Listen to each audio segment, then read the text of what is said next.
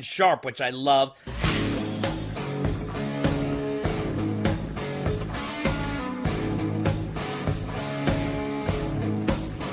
The background vocals are strong, which is a huge theme on this album. The background vocals on this album in general are insane. It really, really comes off strong, but I don't know, I just thought it was a little pandering to the disco era in a way, almost like they wanted to keep their toe into the scene a little bit. Well, I'm feeling better. Now that we're through, feeling better, baby. I'm over you. I learned my lesson, baby, and it left a scar. But now I see how you really are. No good, no good, baby, you're no good. Ooh, yeah. No good, no good, baby, you're no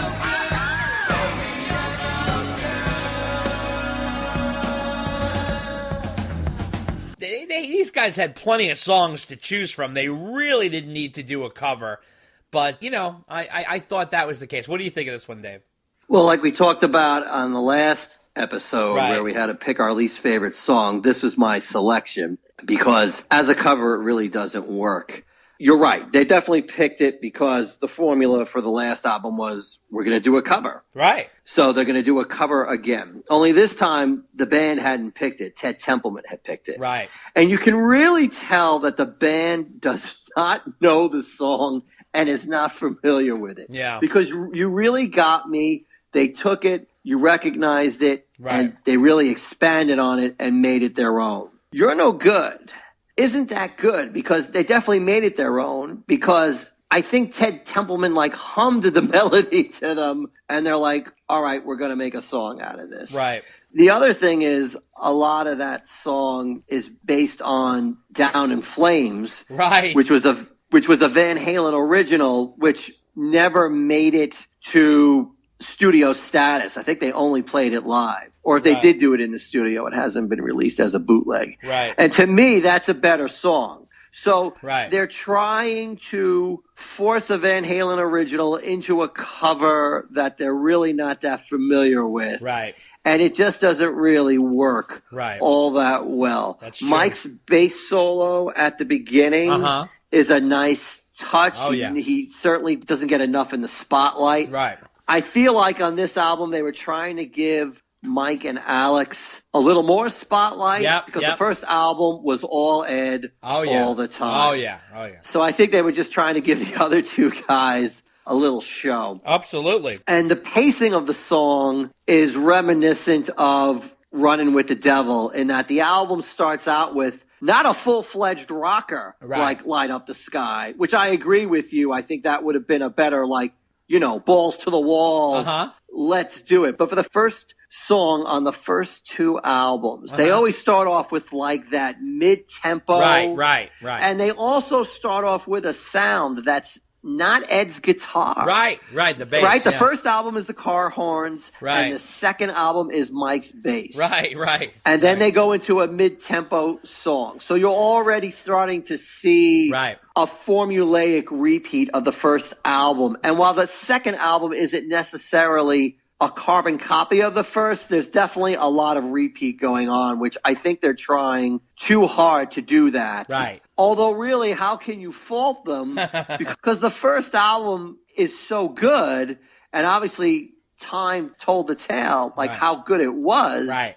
You really can't fault them for doing that. I mean, but you have to be careful. But I mean, they pulled it off anyway. But yeah, it reminds me of like Tattoo. Right. Like the worst song is the first position of the album, but at least it gets better after that. It's true. And one thing I find strange about this album, and I don't know if you feel the same, is they have some different tracks, but they don't mix them well with the other ones in the sense that all the hardcore rockers are sort of bunched together, and you're opening the album with You're No Good, you're closing it with Beautiful Girls. We'll get to that later. But like, and then you have Dance the Night Away as the second song, like, and then there's all these rockers in the middle. It just, I don't know. I thought the flow could have been a little, the track listing could have been mixed up a little better to have a little more variety.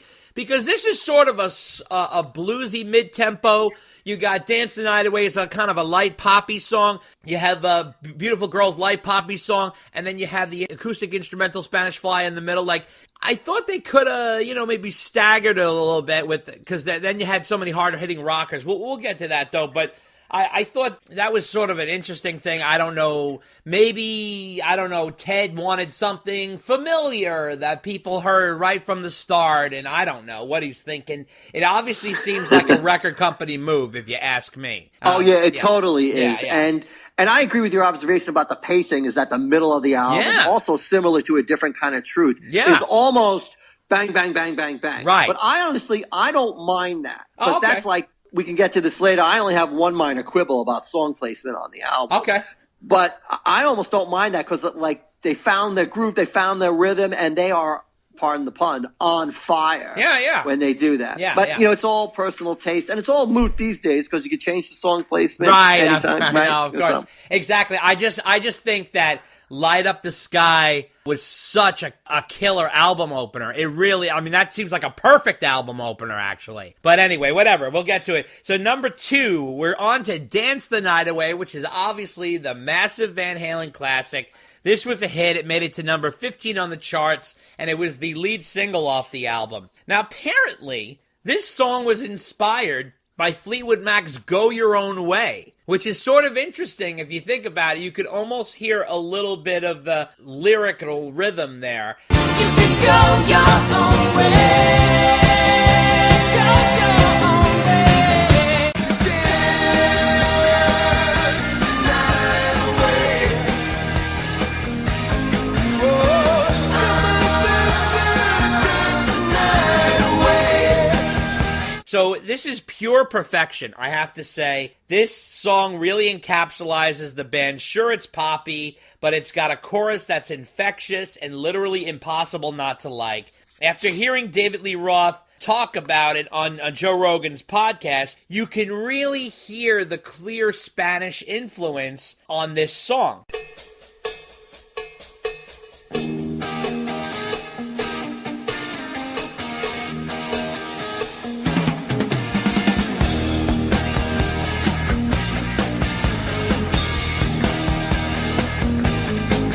It's very inventive and smart. Roth gives a killer, colorful vocal performance here. My only criticism of it is I wish they had added that mid-song breakdown that they do live, where they do that little a cappella part. I love that part when they do that live.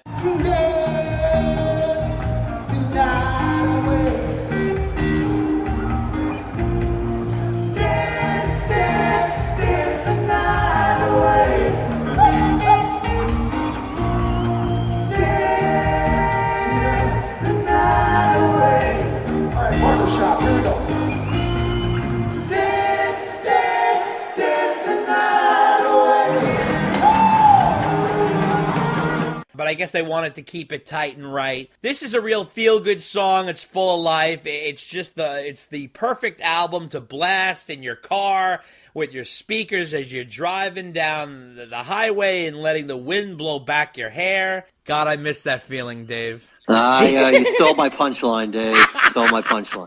And so this song also gave people a peek into the 80s and what was to come. It was pop mixed with hard rock, which was very commercially viable. This song, in my opinion, is a template for the 80s. If you look at all the songs that came out throughout the 80s, the Bon Jovi songs, the Poison songs, all those songs, they're based on this song. And it proves that this band is going to be big. I mean, they were already getting big, and they were going to be huge. They had style and swagger, plus the musical chops to back it up. And these guys were basically ready to be kings of the scene, and this song really proved that. What do you think of this one? Oh, yeah, classic pop song. I mean, really only topped in Van Halen's catalog by Jump in terms of pure pop perfection. And there's nothing wrong with that, by the way. Yeah. It does lighten the album up a little bit, but it was definitely the song that I think really put them on the map in terms of getting a wider audience. And there's, really very little you could say bad about it other than that there's really not much of a guitar solo, but that's okay in terms of the market they were going Yeah. for, making it a single, because that's why they don't have the whole a cappella background vocal Yep. thing, Yep. which they actually kind of used in Bottoms Up. Yep, And you're you right. really can't use that more than Right, once on you're an right, album. you're right. And, and even that's starting to get like a little repeaty because they had done that on the first album too. From Feel Your Love Tonight? Right, Yeah, exactly. So, like, how many times are you going to pull that cat out of the bag? But still, great song, would never take away from them. And that's really the genius of Van Halen, is Yep. that they were not afraid to do a pop song. No. And that's what put them on the charts, got them Absolutely. the recognition, made the record company happy, to be honest. Yep. Paid the bills, and then they could rock on. And brought women into the audience. These kinds of songs opened it up to women as well, in addition to obviously Eddie and Dave being handsome guys. But this was a more friendly sound. This is why when you go to Metallica and Black Sabbath and Judas Priest concerts, it's a sausage fest, because they don't have songs like these. They don't have a David Lee Roth. It's different. These guys could be dark. Van Halen could have just been dark hard rockers like those guys.